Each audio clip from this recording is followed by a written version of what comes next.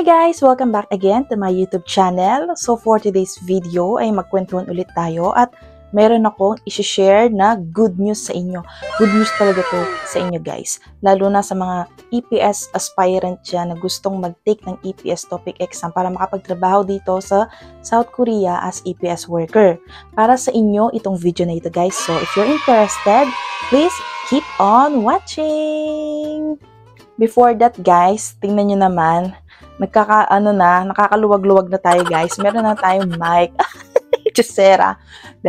May mic na tayo guys para kahit medyo malayo ako, yung audio ko ay medyo malinaw, diba?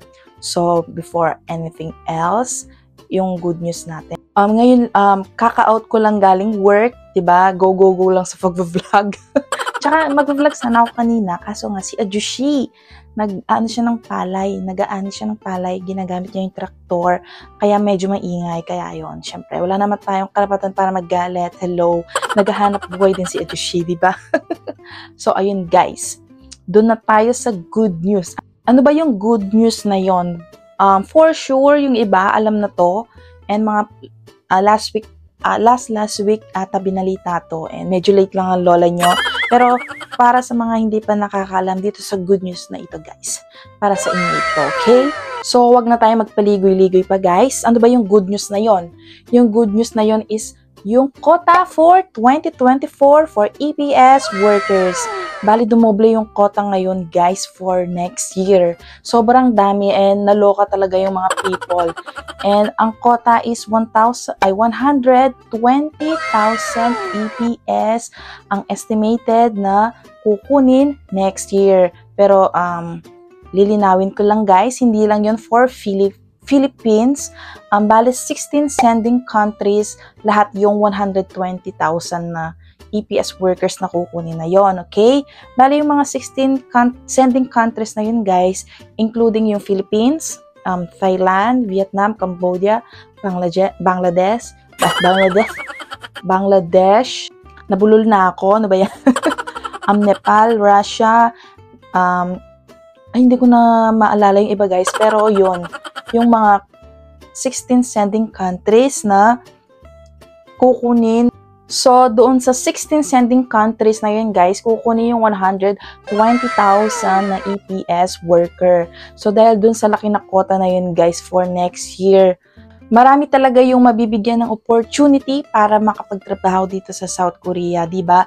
Yan ang maganda dito sa South Korea kasi paiba-iba sila ng mga rules na ginagawa. And yung mga rules naman na bagong pinapatupad nila is talagang advantage for all, diba? And with that guys, for sure next year, kung mag-exam kayo ngayon, kung nagbabalak kayong mag-take ng EPS TOPIK exam, nagre-review, ituloy nyo lang yan guys. And maghintay lang sa registration, huwag kayong mainip, okay? Sigurado akong mga next month. Next maghula si sister.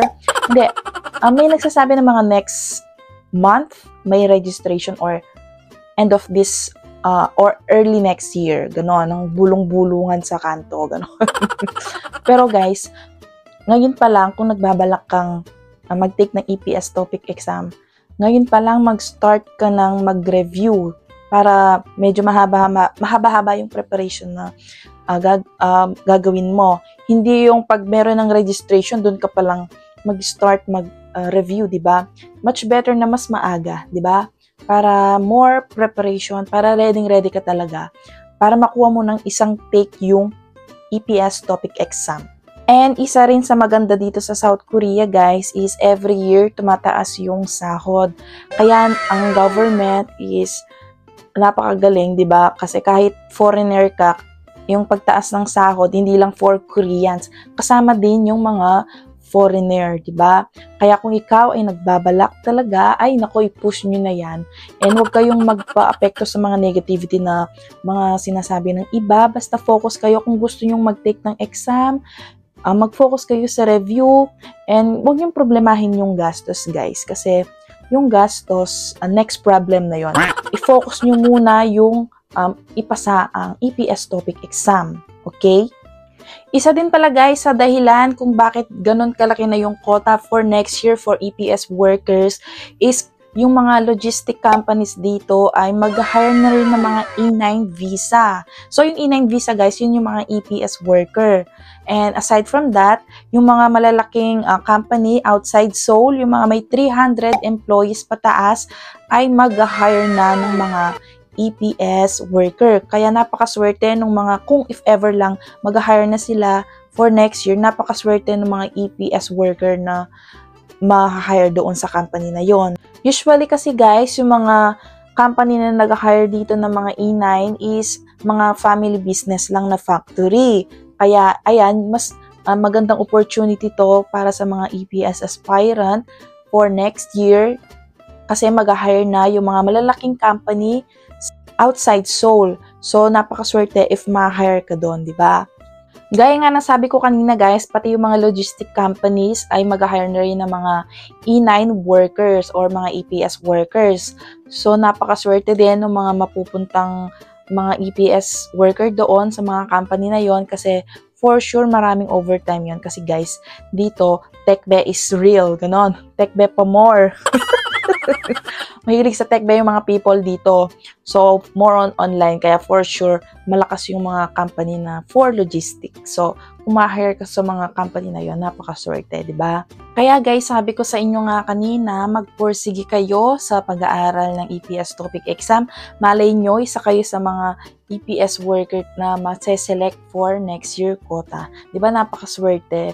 And dahil doon sa quota na yun guys, talagang malaking chance na maraming maseselect ng mga Filipino EPS aspirant. So guys, pagbutihin nyo sa pag-aaral ng EPS topic exam, magpursige kayo kahit mahirap. Talagang kailangan natin magsakripisyo, magsusunog talaga tayo ng kilay sa pag-aaral ng Korean language. And para sa future naman yung ginagawa nyo guys, diba? And lahat naman talaga dadaan sa pagsubok, hindi naman lahat madalian. Kaya kung nahihirapan ka sa pagre-review, talagang part yan ng process guys. Wala namang madali sa lahat. Okay? So kung ikaw na nanonood, if you are planning to take EPS topic exam, this is your sign. So malay nyo na ikaw na nanonood, isa ka sa mga maswerteng mabigyan ng opportunity para makapagtrabaho dito as EPS worker next year. This is your sign. I-push nyo na yan. Malay nyo, isa na kayo sa mga EPS worker next year na aalis punta dito sa South Korea. Imagine 120,000 EPS workers ang quota for next year. Sobrang dami nun guys.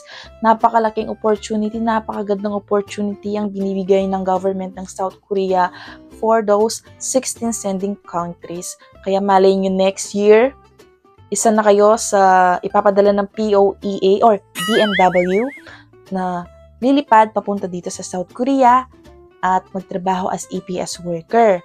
With those 16 sending countries guys, I think pangatlo or pangalawa yung Philippines sa maraming EPS workers na pinapadala dito sa South Korea. Kaya napakalaking chance na maraming ma-hire talaga ng mga EPS workers galing Philippines ang ma-hire lalo na next year. Kaya guys, paulit-ulit ko sinasabi to, kung nagbabalak ka, i-push nyo na yan. And kahit mahirap yung pagre-review, na parang nagsusunod ka na ng kilay, ang sakit na ng ulo mo sa pagre-review, part nyo ng process guys, hindi lahat na dadaan sa madalian. Okay? And lahat yun worth it sa huli. Lagi ko sinasabi yun sa inyo. To think na yung basic salary dito guys is 80,000, depende sa palitan, and wala pang overtime yon. Napakalaking tulong yun guys, lalo na kung meron kang family. And aside from that guys, if ever na ma-hire kayo ng isang malaking company or yung maraming overtime na company, napakaswerte ninyo kasi meron kayong chance na sumahod ng 100 to 150,000 pesos guys. So kung iisipin nyo, napakalaking halaga nun, di ba? Mahirap kunin or kitain yon sa Philippines.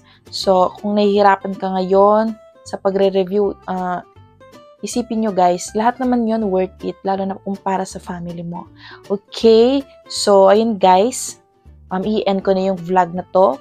Kung nagustuhan nyo itong video na ito, please give it a thumbs up And kung hindi pa kayo nakakapag-subscribe, please subscribe to my YouTube channel and please click the notification bell para more updates pa sa mga videos na i-upload ko dito sa aking YouTube channel. So, ayun guys, thank you for watching and see you on my next vlog. Bye!